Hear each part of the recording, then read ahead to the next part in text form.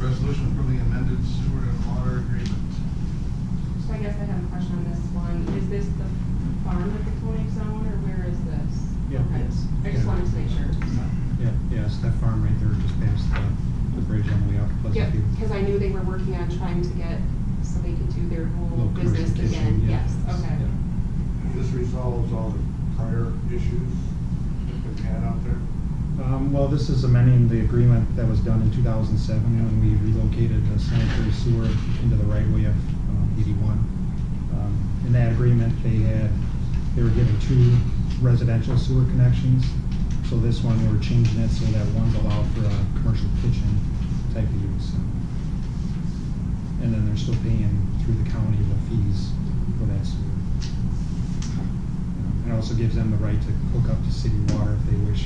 First, they would have to have meters, so we'd be billed based on the meters.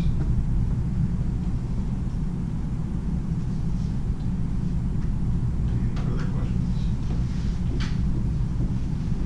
Hearing none, then for the resolution approving amended sewer and water agreement, voice votes.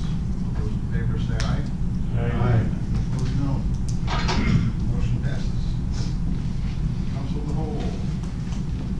Honorable Mayor, I have a resolution approving memorandum of understanding with JJT Development Corporation regarding low-income family housing project. Be resolved by the Common Council of the City of Monroe that approval is hereby given for the attached memorandum of understanding regarding the proposed development of a 4-unit low-income family residential rental building on the vacant lot known as the Ice Rink, which is owned by the city. And it further resolved that the mayor and city minister be hereby authorized to execute the said MOU on behalf of the city of Monroe dated the 6th day of February 2018.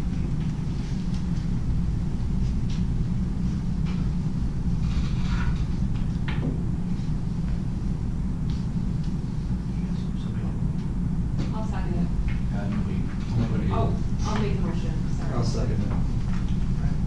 Motion and a second for the resolution approving memorandum of understanding with JJT Development Corporation regarding low-income family housing project.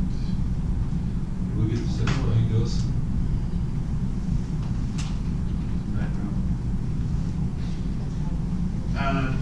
Yes, so the city was approached, and Randy is here if there's any specific questions on the project, but what they're looking at is developing some low-income housing, a 4-unit on the ice, the former ice skating rink. There was some interest in the adjacent property, which is still working out the details of that. But in the interim, the ice rink is a property that was identified as a location for a 4-unit low-income housing facility. The Twining Valley has a number of units currently, and some of those are low-income, and some of them are market rate. But these would be looking at specifically for the low-income 4-unit family housing. And this memorandum of understanding is essentially saying that for them to move forward in putting in the costs associated with design, with financial implications, any of that, in good faith, the city would be willing to give them that property in exchange for them working that out. Any future agreements would still need to be made between the city and JJT, but in the interim, they just want to make sure that this is the desire of the city to move forward and give them the ability to move forward on their end. So in a nutshell, they build it, we own it, they operate it? That would be one potential model. Those details would still have to be worked out, and that's part of the review that would be done, is looking at the financial schemes that work out, what kind of credits are available, but that is definitely one option before the city. What are the other options? Well, Michael, a lot of different scenarios. City could own it, housing authority could own it. We could manage it, city could manage it, housing authority could manage it. we're just looking before we invest more money and time, is this something that the city would be behind? It's baby steps, 4 unit, if that was successful, possibly other locations in the city, we could build other units. As you know, we've been in town here approximately 20 years. I currently manage 90 units. All of them are tax-paying units. And we're just looking for assurances from the council, the mayor, everyone involved. I know I've talked to several of you. It's a project that we feel that was addressed in your study that you folks did on some housing here in Monroe. Again, it's a little different than some of the larger projects that have come in front of the council. We would handle securing the grants, the financing, things like that. All we're asking for from the city is the land and this understanding that, yes, this sounds like a good idea, let's move forward. Honorable Mayor, I'm going to go back in history here. We're looking at the property at the corner of 16th Avenue and 15th Street, correct? Correct. If I recall, we looked at developing that land a number of years ago, and there's covenants on that land and how it can be used. That was the farmer's market. Other side of the street, Alderman. No, but I thought it was on the ring too. I don't think so. My understanding was just the corner that the farmer's market would have. This is the one across the street from the farmer's market. That's Yes. the corner. But I also thought it was the ice, where the ice cream was too. So we'd be given the land at this time? Okay. Still gotta work on a purchase and development agreement, which would obviously come back to this committee, this council, for approval. You also mentioned adjacent land to it, possibly looking at it, which one is that? That's That's the farmer's market. We don't do that yet. We're starting out with both parcels, and realizing we had the covenants with the farmer's market, and so it just rolled to the ice rink this time. Who is going to handle the section 8s? If you go with section 8 vouchers. That's one of those things that have to be determined, but in the outset, seeing if there's availability of Section 8s, that was something that they were taking on and looking at the availability. Right, this would definitely be Section 8 housing. We get this memorandum of understanding. Carol, I'd be talking to her. It's happened in other communities where normally these vouchers stay with the individual and float.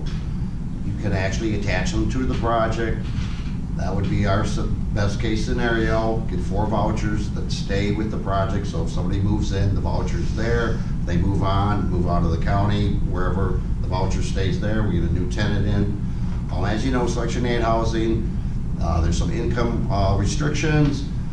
Basically, you pay 1/3 of your monthly income as rent, and the difference is made up from the government makes up the difference. And every year they set a threshold of what a 3-bedroom apartment would generate in funds, and I'll just use some round figures. Let's say it's $1,000, and the person living there makes $1,000 a month. They're going to pay $333 approximately. The government's going to make up the difference to get us up to the 1,000.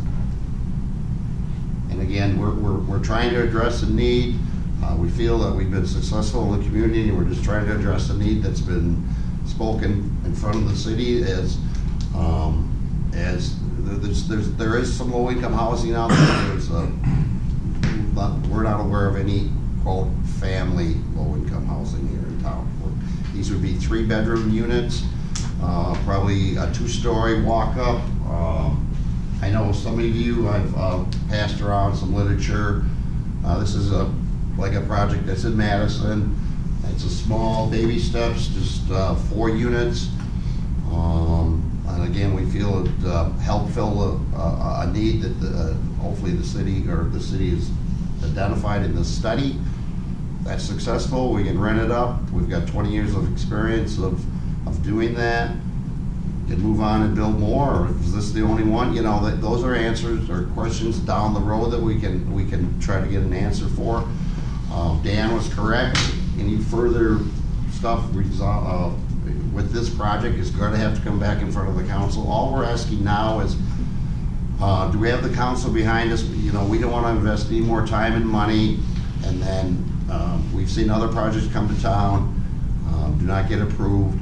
Just asking for some consideration from the council that this is a need that the city has, and we feel we would like you to move forward.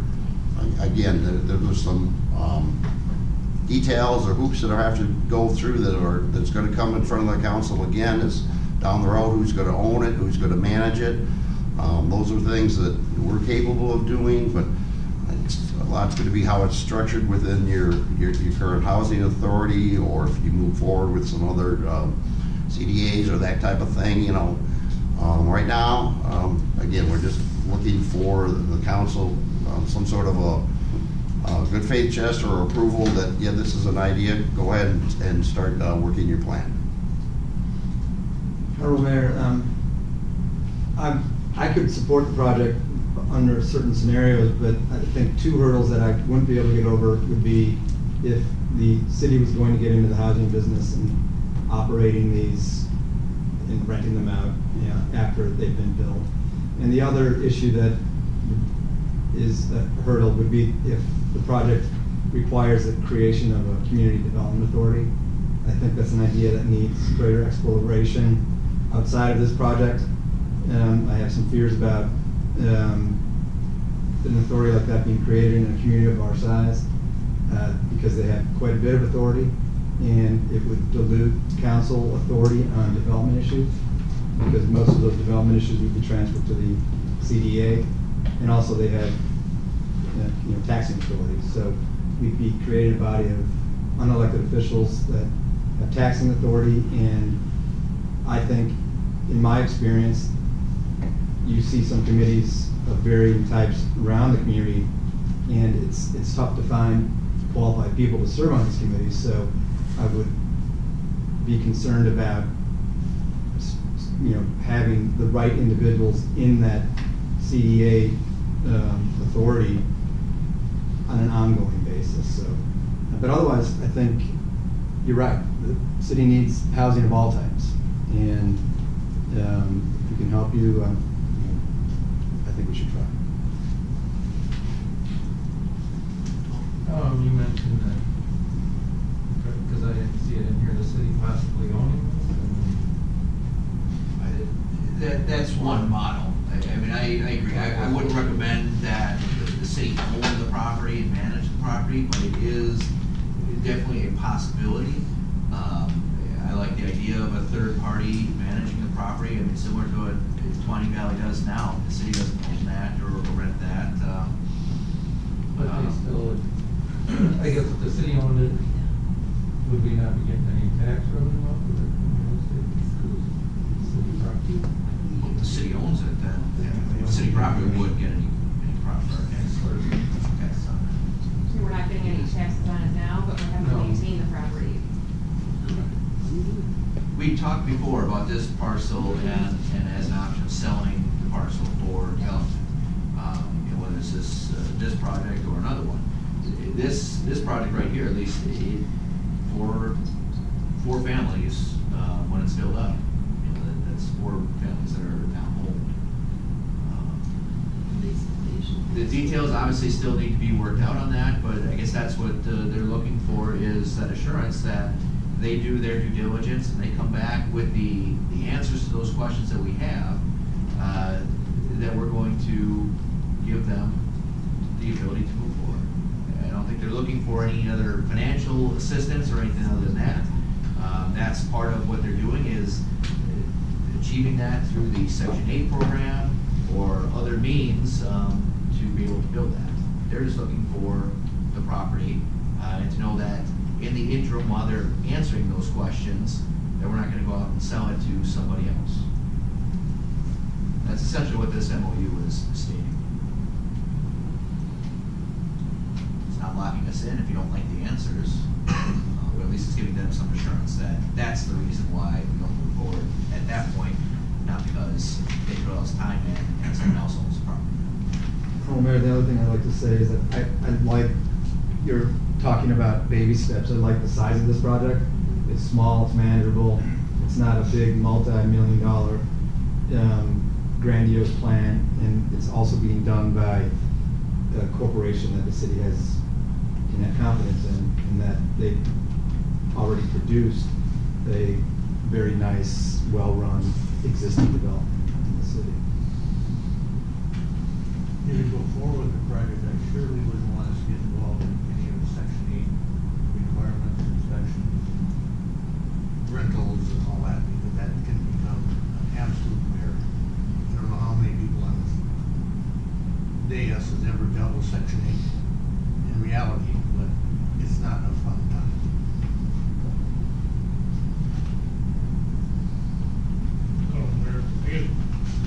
I'd like to hear more about where it's going and how it's gonna be set up and stuff, how it should be set up. And I like the initial concept of it coming in, we need the housing.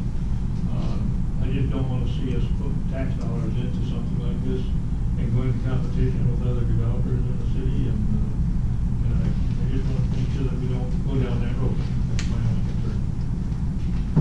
Mayor, I like this project. I think obviously we need all kinds of housing in Monroe. Location-wise, I think it is a location that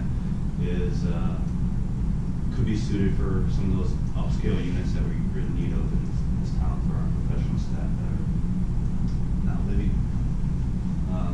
Being close to downtown is more desirable. Like I said, I like the project, it's just not in that location.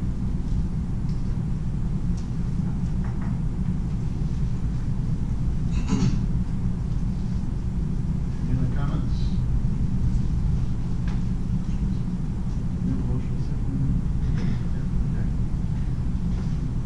On the resolution approving the MOA with JJT Development Corporation regarding the low-income family housing project. All those in favor say aye, opposed no, call roll.